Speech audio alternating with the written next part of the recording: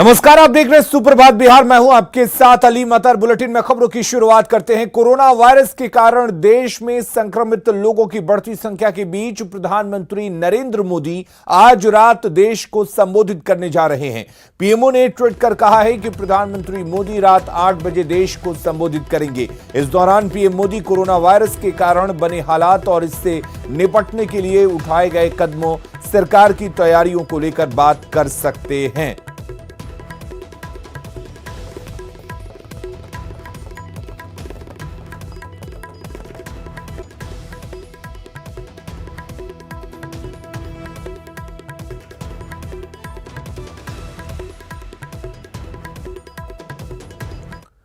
और इस बीच तमाम ऐसे तरीके अपनाए जा रहे हैं ताकि लोगों को जागरूक किया जा सके। दूर दूर रहने का एक तरफ संदेश पटना में दिया जा रहा है और पटना में कुछ कलाकार हैं जो दूर दूर रहने का यह संदेश दे रहे हैं और इशारा कोरोना की तरफ है। दुनिया भर में खौफ पैदा करने वाली इस बीमारी से बचने का एक उपाय यह भी है कि लोगों से दूरी बनाकर रखी जाए और यही जानकारी देने की कोशिश की जा रही है।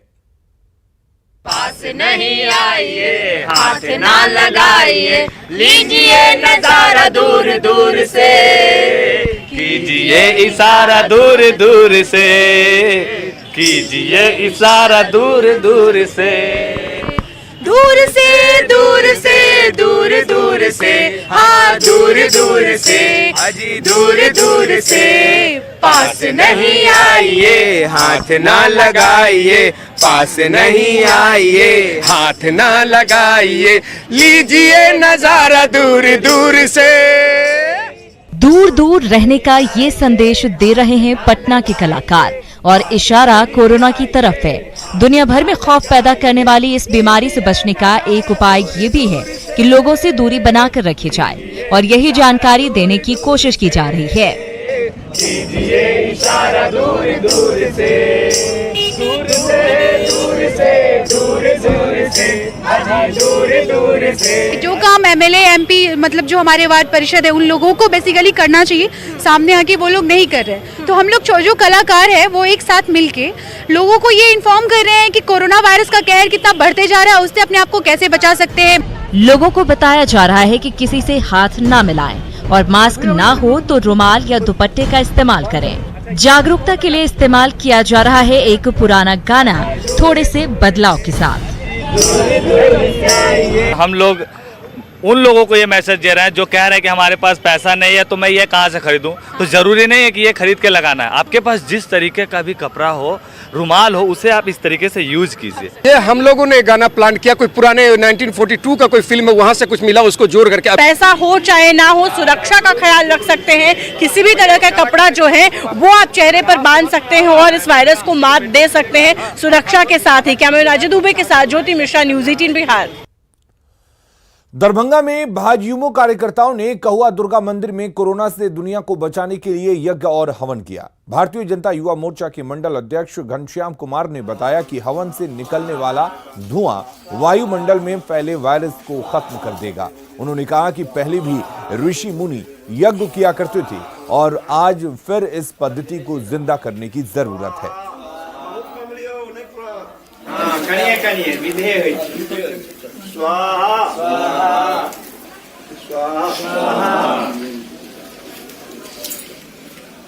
विश्व कल्याणार्थ हेतु हवन का आयोजन किया है, जिसे हम लोग का मेन मकसद है जो हमारे ऋषि मुनियाँ भी अपने समय में, पुराने समय में भारतीय पद्धति जो हवन होता है जिसके लिए महा से महाविनाशकारी रोग को भी हवन के धुआं से हटा दिया जाता था। इसी को आज हम लोग आगे कर रहे हैं और सबको भी करना ये चाहिए, हवन के धुआं से नहीं होता।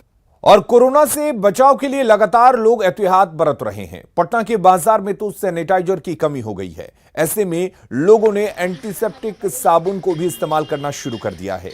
अब किन चीजों से बनाए जा रहे हैं ऐसे एंटीसेप्टिक साबुन और ये कितने फायदेमंद हैं, बता रही हैं संवाददाता ज्योति मिश्रा। कोरोना वायरस को लेकर लगातार सैनिटाइजर की कमी बाजारों में देखी जा रही है। ऐसे में लोगों के लिए एंटीसेप्टिक सोप्स जो हैं वो भी एक अच्छा ऑप्शन है और एक ऐसी जगह पर इस वक्त हम मौजूद हैं जहां पर लगातार एंटीसेप्टिक सोप्स जो हैं वो बनाए जा रहे हैं। और क्या खासियत है इन एंटीसेप्टिक सोप्स की, क्योंकि इसमें नीम, तुलसी और तमाम वो चीजें हैं जो हमारी परंपरा के हिसाब से हम एंटीसेप्टिक मानते हैं। तो कैसे बनाती है इंद्रानी इन सोप्स को और क्या क्या खासियत है इन सोप्स? नीम तुलसी जो हमारे स्किन के लिए हो, चाहे हमारे एनवायरनमेंट के लिए हो, फ्रेशनेस के लिए भी हो, आज के जो वायरसेस वो जो स्प्रेड आउट हो रहे हैं उसका एक अच्छा माध्यम है कि सैनिटाइज़र लोग खरीदते हैं, ठीक है, या शॉर्टेज हो या ना हो। अभी ये दौर वायरस का दौर माना जा रहा है, लेकिन ये सालों भर कभी भी आजीवन आप यूज कर सकते हैं। बिल्कुल, एंटीसेप्टिक सोप्स हम अगर यूज करें कभी भी तो साल भर अच्छा होता है। कितने साल से आप ये काम कर रही हैं और किस तरह का लोगों का रिस्पांस मिल रहा है? खास करके ये हम लोगों तो रिसर्च हम लोग 10 साल से कर रहे हैं। 4 साल से हम लोगों ने लॉन्च किया है। लोगों का रिस्पांस बहुत अच्छा आया है। जिसको एक्जिमा रहा है, जिसको स्किन डिजीज रहा है, स्किन की प्रॉब्लम्स रही है, उन लोगों का अच्छा इफेक्ट हुआ है।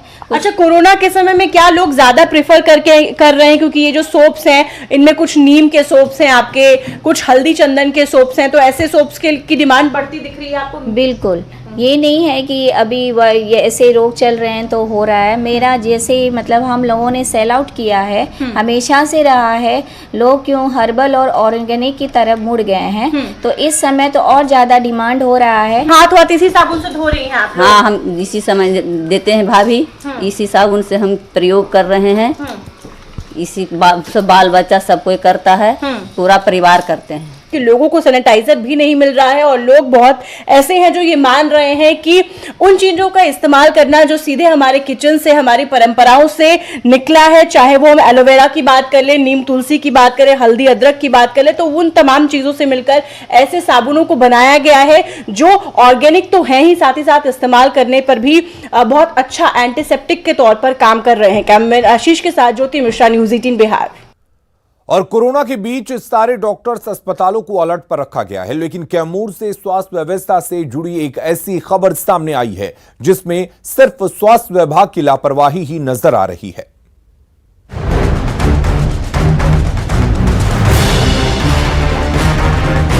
बिहार में अस्पतालों की बदहाल व्यवस्था की कहानी तो आपने खूब सुने होंगे, लेकिन कबार की ये कहानी लापरवाही की इंतहा है। सबूत ये तस्वीरें हैं। लापरवाही की कहानी अगर नहीं सुनाएं तो आप इसे तबेला ही समझते रह जाएंगे, लेकिन सच्चाई बिल्कुल अलग है। ये गाय, बैल, भैंस जहां बंधे हुए हैं ना, 25 साल पहले इस भवन की नींव कबार की स्वास्थ्य व्यवस्था को मजबूत करने के मकसद से बनाए गए थे। 6 बेडों वाला अस्पताल और डॉक्टर कर्मियों के लिए क्वार्टर बनाए गए थे, लेकिन इन 25 सालों में इस अस्पताल तक ना तो डॉक्टर ही पहुंच सके और ना ही मरीज। उल्टे कबार का यह अस्पताल बन गया तबेला। बिल्डिंग तो बहुत अच्छी बनी हुई है, लेकिन उसमें कबाड़ वगैरह नहीं है और उसमें कुछ लोग जो है अपना यूज़ कर रहे हैं, भूसा वूसा सब रखा हुआ है। तो हम लोग रिपोर्ट बना के दे दिए कि उसको खाली करवाया जाए। अस्पताल चालू होने से पहले जर्जर हो गया तो विभाग की लापरवाही पर ग्रामीणों ने अधिकार जमा लिया। अस्पताल के खाली भवनों में ग्रामीण रहने लगे, मवेशियां बांधने लगे, लेकिन गांव वाले कहते हैं कि जिस दिन अस्पताल निर्माण का काम शुरू हो जाएगा वे सभी यहाँ से हट जाएंगे। भी अभी तक कोई डॉक्टर आए नहीं, इसलिए गांव वाले खाली देखकर इसमें रह रहे हैं। वही लोग रह रहे हैं जिनके पास घर की व्यवस्था नहीं है। और हमनी का तो चाहते हैं गांव भर चाहता कि नहीं के चालू होके बन जा हैं, चालू हो जी तो सब अपन खाली कर दे। अरे जहिए काम लगे जी तो यही सब चल जाइए अपने अपने घर। एक तरफ पीएचसी खुद सरकारी भवन में चलाए जा रहे हैं, तो दूसरी तरफ जो अस्पताल बनाए गए थे वो खुद आईसीयू में है। ऐसे हालात में अगर जल्द कोई ठोस पहल नहीं किए गए तो ये कहना गलत नहीं होगा कि कबार की स्वास्थ्य व्यवस्था राम भरोसे। प्रमोद, न्यूज़ 18 कैमूर। और देश में कोरोना के मामले लगातार बढ़ रहे हैं और लोगों की लापरवाही भी इसके संक्रमण फैलने की एक वजह बन रही है, जिसमें कुछ लोग होम क्वारंटीन घोषित होकर भी इधर उधर घूम रहे हैं और खुद के साथ लोगों को भी खतरे में डाल रहे हैं।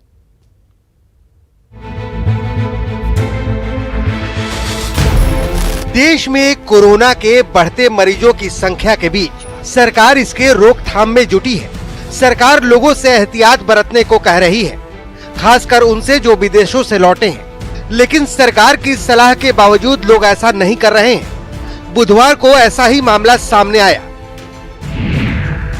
जिसमें कोरोना के 4 संदिग्ध मरीज ट्रेन से उतारे गए। चारों संदिग्धों के हाथ पर होम क्वारंटीन की मुहर लगी थी। लेकिन जर्मनी से आए ये लोग गरीब रथ से सूरत जा रहे थे। अब जरा सोचिए, अगर लोग एहतियात नहीं बरतेंगे तो कैसे कोरोना पर रोक लगेगी, जबकि सरकार लोगों को लगातार जागरूक कर रही है और लोगों को बता रही है कि कोरोना से बचने के लिए लोगों को बार बार साबुन से हाथ धोना चाहिए, खांसते और छींकते वक्त मुंह नाक ढक कर रखना चाहिए, भीड़ भाड़ वाली जगहों पर जाने से बचना चाहिए, आंख नाक और मुंह को छूने से बचना चाहिए, बीमार शख्स से 1 मीटर की दूरी बनाए रखना चाहिए, बीमार होने पर दूसरों के संपर्क में आने से बचना चाहिए और खांसी बुखार होने पर डॉक्टर से संपर्क करना चाहिए। ऐसे ही एहतियातों को बरतकर आज चीन कोरोना को मात दे रहा है और वहां कोरोना के मरीजों की संख्या में लगातार गिरावट आ रही है, जिसमें 24 घंटे में चीन के वुहान में कोरोना का सिर्फ 1 मामला सामने आया है, जबकि अभी भारत में कोरोना के मरीजों की संख्या बढ़ती जा रही है और कोरोना को रोकने के लिए सरकार हर जरूरी कदम उठा रही है। लेकिन सवाल ये है कि अगर हम और आप सतर्क नहीं रहेंगे और सरकार के निर्देशों को नहीं मानेंगे तो कैसे कोरोना पर लगाम लग सकेगी। Bureau report, news 18 network. हम एहतियात बरते जा रहे हैं, लोग सहमे हैं तो खौफ के बीच बिहार में राजनीतिक दल बेचैन हैं।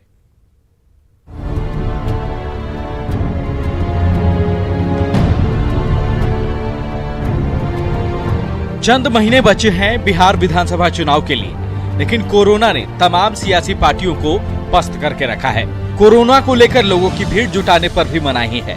जाहिर है, जब तक जनता से जनसंपर्क नहीं हो सकेगा तो चुनावी अभियान संभव भी नहीं हो सकेगा। ऐसे में सभी राजनीतिक दलों ने अपने अपने कार्यक्रम को रद्द करना ही बेहतर समझा है। 31 तक का भी रद्द करना किया गया है और आगे कौन सी संभावना बनेगी, क्या स्थितियां बनेगी, तो हो सकता है कि आगे भी इस प्रकार का जो ऐसे कार्यक्रमों को रद्द, तो ये तो मुश्किल की घड़ी है, लेकिन इससे बचना भी आवश्यक है। देखिए, चुनावी साल है, आजकल पब्लिक मीटिंग सारे पर बैन लग गया है, मॉल बंद कर दिया गया, स्कूल बंद कर, निश्चित तौर पे इसको हमको बचना है, इससे लड़ना है हम लोग को और इस निश्चित तौर पर हम लोग लड़ के इससे निकलेंगे। अभी 31 मार्च तक कोरोना को लेकर लॉकडाउन वाली हालत है। ऐसे में राजनीतिक दलों को डर सता रहा है कि कोरोना कहीं अप्रैल में भी सभी जनसंपर्क अभियान को नहीं निगल जाए। अगर ये ज़्यादा लंबा चला तो निश्चित रूप से इससे प्रभावित होगा राजनीतिक दलों का कार्यक्रम। चुनावी वर्ष होने के कारण हर एक दिन महत्वपूर्ण था। चुनावी साल होने की वजह से बिहार में सभी दलों के लिए एक एक दिन महत्वपूर्ण है। ऐसे में हर दिन कोरोना के खौफ में निकल जाने से दलों में बेचैनी बढ़ गई है। पटना से न्यूज़ 18 के लिए साकेत कुमार के साथ ब्यूरो रिपोर्ट। पूर्व सांसद पप्पू यादव अप्रैल में पटना के गांधी मैदान में रैली करेंगे, जिसमें जीतन राम मांझी और उपेंद्र कुशवाहा सहित कई नेताओं को बुलाया जाएगा। पार्टी कार्यकारिणी की बैठक में पप्पू यादव ने चुनाव की तैयारियों पर कार्यकर्ताओं को निर्देश दिया, साथ ही बूथ कमेटी बनाकर चुनाव की तैयारी करने की बात कही।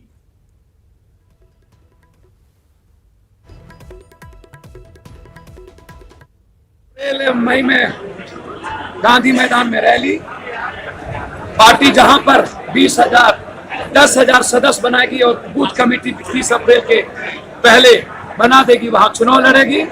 पार्टी व्यापक गठबंधन के पक्ष में है। जीतन राम मांझी को अपनों का ही साथ मिलता नहीं दिख रहा है। आरजेडी पर हमला और मार्च तक के अल्टीमेटम पर वीआईपी के अध्यक्ष मुकेश सहनी ने अलग राह अख्तियार कर लिया है। सहनी ने कहा है कि राजनीति में जिद ठीक नहीं। न्यूज़ 18 से बातचीत में सहनी ने साफ किया कि वो महागठबंधन में ही रहेंगे। जीतन राम मांझी जिस दिन से अल्टीमेटम दे रहे हैं, लग रहा है कि वो बिल्कुल तय कर चुके हैं। क्या जीतन राम मांझी के साथ मुकेश सहनी जाएंगे? नहीं, देखिए, किसी के साथ हम नहीं जाएंगे। महागठबंधन के साथ है, महागठबंधन के साथ रहेंगे और महागठबंधन में और भी सहयोगी दल महागठबंधन कैसे मजबूत हो उसके लिए हम लोग प्रयास करेंगे। और यहाँ महागठबंधन से किसी को जाने की आवश्यकता नहीं है और हम लोग हर संभव प्रयास करेंगे महागठबंधन से कोई ना जाए। ठीक है। बिहार में अप्रैल में शिक्षक बहाली प्रक्रिया शुरू होगी। प्राथमिक शिक्षा निदेशक ने कहा कि NIOS DLED को लेकर विधि विभाग से राय मांगी गई है और इसके बाद प्रक्रिया शुरू की जाएगी। बहाली प्रक्रिया शुरू होने के बाद स्थगित कर दी गई थी। बिहार के हजारों अभ्यर्थी बहाली के इंतजार में हैं। माननीय उच्च न्यायालय द्वारा जो निर्णय लिया गया था, उनका आदेश आया था, उस संदर्भ में हम लोगों ने नियोजन पे रोक लगाया था, लेकिन जल्दी ही इसका समाधान कर पाएंगे क्योंकि विधि विभाग से इस बारे में परामर्श मांगा गया है। परामर्श आते ही और NCT से जो पत्राचार किया गया है उसका प्रत्युत्तर प्राप्त होते ही संभावना है कि अप्रैल महीना में हम लोग जल्दी ही नियोजन की प्रक्रिया को शुरू कर पाएंगे। स्मार्ट सिटी 2020 की रैंकिंग में पटना 4 पायदान और पिछड़ गया है।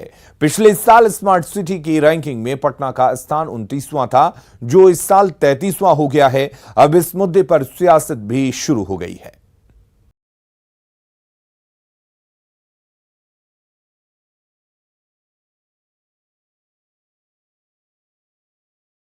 2017 में पटना को स्मार्ट सिटी में शामिल किया गया। तब पटना का 22वां स्थान था, लेकिन मात्र 4 साल में पटना 11 पायदान नीचे लुढ़क कर स्मार्ट सिटी की रैंकिंग में 33वें स्थान पर पहुंच गया। पिछले 3 सालों से लगातार पटना की रैंकिंग नीचे गिर रही है। अब विपक्ष के नेता इसे लेकर सरकार को घेरने लगे हैं। वहीं सत्ता पक्ष के नेताओं का भी मानना है कि काफी चिंता वाली बात है और सरकार को इस पर ध्यान देने की जरूरत है। पटना को 33वां स्थान पहुंचाने का काम किया है नीतीश कुमार जी की सरकार ने। ये आश्चर्यजनक है। और बिहार में पटना में जो जल जमा हुआ है इस पर कहीं फिक्र नहीं है। अभी अगर आज पानी हो जाएगा फिर जल जमा हो जाएगा। सरकार के लिए कोई खुशी की बात नहीं है कि प्रदेश की राजधानी होने के बावजूद भी पटना 3 पायदान नीचे गिर रहा है। तो इसमें निश्चित तौर से मिलजुल के काम करने की ज़रूरत है और कोशिश करनी है कि पटना को और आगे ला सकें। एज ए होल जब स्वच्छता की दृष्टि से देखेंगे, आपके माध्यम से भी हर चीज़ को देखा जा सकता है और निर्माण की दृष्टि से भी देखेंगे, विकास की दृष्टि से देखेंगे, तो पटना के बहुत आयाम आगे बढ़ने का काम हुए हैं। ये ठीक है कि जिन आयामों को थोड़ा सा लगता है कि गति देने की आवश्यकता है, उन विषयों को गति और देनी चाहिए। वैसे भी पिछले साल हुए जल जमाव ने पटना की भद्द पिटवा दी थी। नगर निगम की हड़ताल ने पटना को पूरी तरह से नर्क में तब्दील कर दिया था। मतलब स्मार्ट सिटी की रैंकिंग में पटना का गिरना तय था। वैसे रैंकिंग गिरने की वजहों पर गौर करें तो पता चलता है कि स्मार्ट सिटी के तहत बनी योजनाएं ठंडे बस्ते में पड़ी रही। शहर में 10 से अधिक योजनाओं का टेंडर निकला,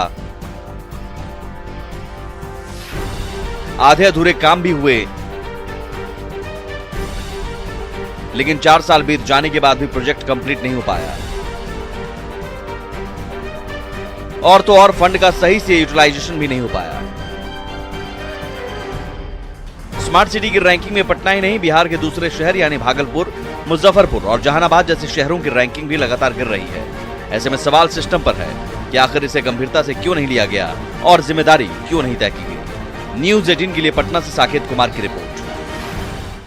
खेती में लागत कम करने और मिट्टी की उर्वरा शक्ति बरकरार रखने के लिए सॉइल हेल्थ कार्ड किसानों के लिए वरदान है, लेकिन अब भी किसानों की रुचि अपने खेत की मिट्टी जांच कराने में नहीं है। आखिर क्यों? देखिए ये रिपोर्ट।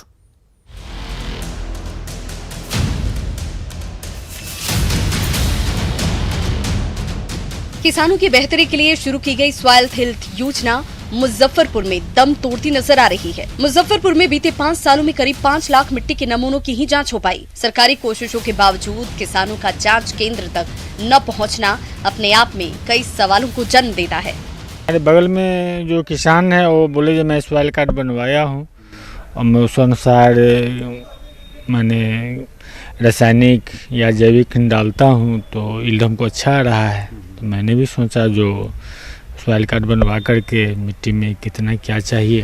पहले सरकार ने चलंत प्रयोगशाला के जरिए काफी संख्या में सॉइल हेल्थ कार्ड बनाया, लेकिन बाद के सालों में किसानों के लिए ऑनलाइन व्यवस्था तक की गई, लेकिन तब भी किसानों ने इसको लेकर रुचि नहीं दिखाई। 2015 से शुरू हुई ये योजना 2020 तक आते आते काफी कम हो गई। तो आखिर क्या है 5 सालों में सॉइल हेल्थ कार्ड की हकीकत? साल 2015 और 16 में लक्ष्य 18,825 का था और वितरण 1,43,781 किए गए, जबकि साल 2019-20 तक आते आते लक्ष्य 2,945 हो गया, जबकि वितरण 1,888। वो आए खुद अपना सॉइल को लेकर और टेस्ट कराएं, जिससे उनको पता चलेगा कि उनके खेत में किस न्यूट्रिएंट का कमी है और किसकी अधिकता है और कितना प्रयोग करना है। इधर के लोग जितने फार्मर्स हैं वो माइक्रो न्यूट्रिएंट का यूज नहीं करते हैं, माइक्रो न्यूट्रिएंट का भी यूज करना अति आवश्यक है। आंकड़ों से यह स्पष्ट है कि मिट्टी जांच कराने में शुरुआती सालों की तुलना में गिरावट आई और फिलहाल मिट्टी जांच कर हेल्थ कार्ड बनाने वालों कोई शुल्क नहीं लिया जाता। इसके बावजूद भी किसानों की भीड़ जांच केंद्रों पर नहीं बढ़ रही। जरूरत है किसानों को अधिक से अधिक जागरूक करने की, ताकि खेती का आधुनिक तरीका अपनाकर पैदावार बढ़ाई जा सके। प्रवीण ठाकुर, न्यूज़ 18, मुजफ्फरपुर। नेटवर्क 18 और स्वास्थ्य इम्यूनाइज्ड कैंपेन लोगों में टीकाकरण को लेकर जागरूकता बढ़ाने के लिए पहुंचा हिमाचल प्रदेश। हिमाचल टीकाकरण के मामले में एक बेहतरीन प्रदर्शन करने वाला राज्य है, जिसमें 70% पूर्ण टीकाकरण कवरेज हुआ है।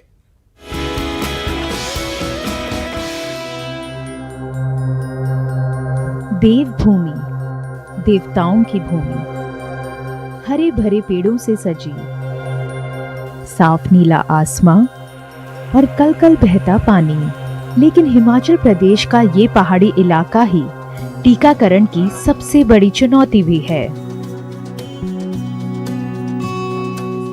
हमारा इलाका पहाड़ी है, जिसकी वजह से मुश्किलें बढ़ जाती हैं। हमारा क्षेत्र बर्फीला है और बारिश के मौसम के दौरान लैंडस्लाइड्स भी हो जाती हैं। लेकिन चंबा की ये बर्फीली वादियां भी स्वास्थ्य कर्मचारी अश्वनी ठाकुर को उनके रास्ते से डिगा नहीं पाती।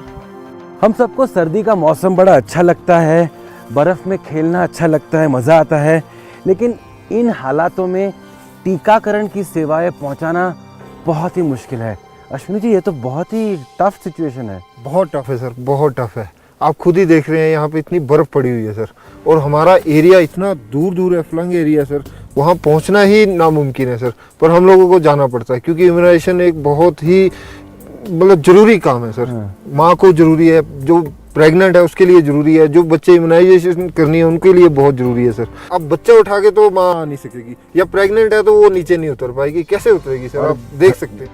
हिमाचल इकलौता ऐसा राज्य है जहां पर पुरुषों को स्वास्थ्य सेवाएं मुहैया करवाने के लिए रखा गया है। ये सिर्फ टीकाकरण नहीं करते, बल्कि गर्भवती महिलाओं का बच्चा होने से पहले जांच भी करते हैं। कितने महीने आप प्रेग्नेंट हैं? 6 महीने। तो आपको टीके दिए थे? हाँ जी। कितने दिए? 2। लगा दिए सब? हाँ जी। चंबा में 90% टीकाकरण कवरेज है, लेकिन यहाँ पर नर्सों की कमी है, जिसकी वजह से काम ज्यादा बढ़ जाता है। हमारे पास स्वीकृत महिला स्वास्थ्यकर्ताओं की तादाद में 50% की कमी है, और पुरुष स्वास्थ्य कर्मचारी में तो ये कमी और भी अधिक है, क्योंकि वहाँ तो हम सिर्फ 30% स्टाफ के साथ काम चला रहे हैं। लेकिन अच्छी बात यह है कि हमारे यहाँ 100% आशा वर्कर हैं।